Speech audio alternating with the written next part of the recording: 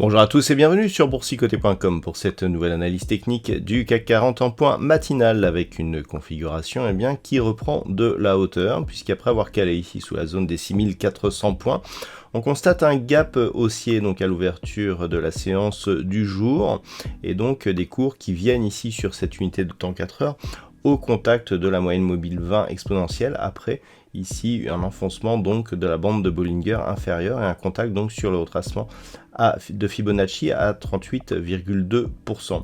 On peut noter d'ailleurs que la moyenne mobile correspond actuellement au premier retracement de Fibonacci, 23,6%. Il sera intéressant justement d'observer le comportement des cours aujourd'hui sur cette zone. Du point de vue des indicateurs techniques, nous avons une configuration de rebond technique sur cette unité de temps 4 heures.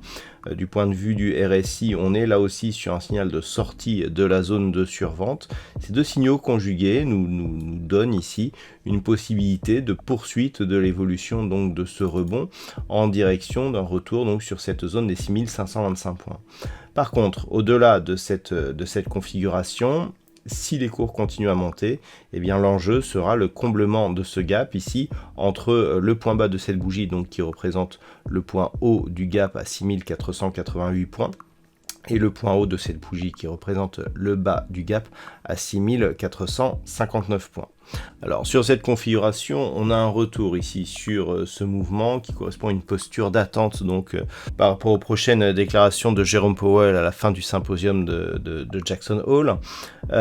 On a toutefois des tensions qui subsistent. Du point de vue des plus fortes progressions à la hausse, nous avons des valeurs comme Unibail-Rodamco, Vinci, Engie, Thales ou Essilor Luxottica. Total Energy arrive assez proche derrière, qui profite donc de la remontée des cours du pétrole.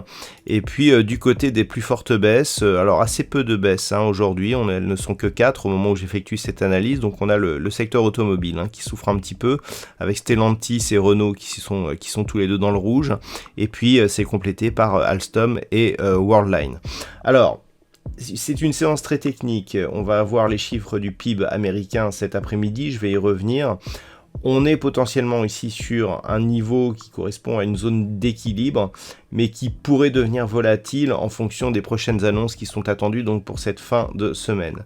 On a les chiffres du PIB cet après-midi, on a le rapport donc de Jackson Hole demain qui devrait donc normalement être donné par Jérôme Powell, qui va définir un petit peu, je dirais, la politique des taux de la Banque fédérale américaine. On sait que actuellement c'est l'inquiétude qui drive un petit peu le marché et il va vraiment falloir être attentif à ces données justement au moment où elles seront définies.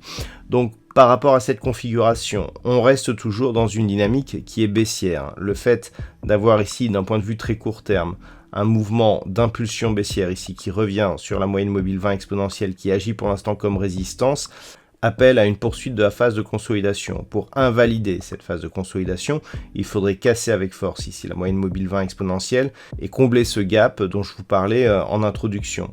Si les cours donc repassent sous la zone des 6400 points et comblent le gap qui s'est ouvert ce matin, on sera dans la poursuite et dans le suivi de cette phase de consolidation qui serait validée donc par une rupture de cette zone des 6328 points qui correspond au deuxième retracement de Fibonacci, ici à 38,2%.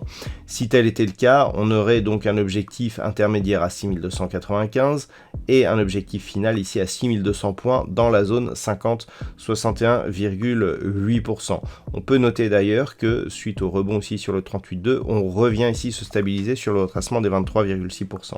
Si les cours ici s'affranchissent de cette moyenne mobile et comblent le gap, on a un objectif de retour à 6525, voire retour ici dans ce range entre 6525 et 6590 points.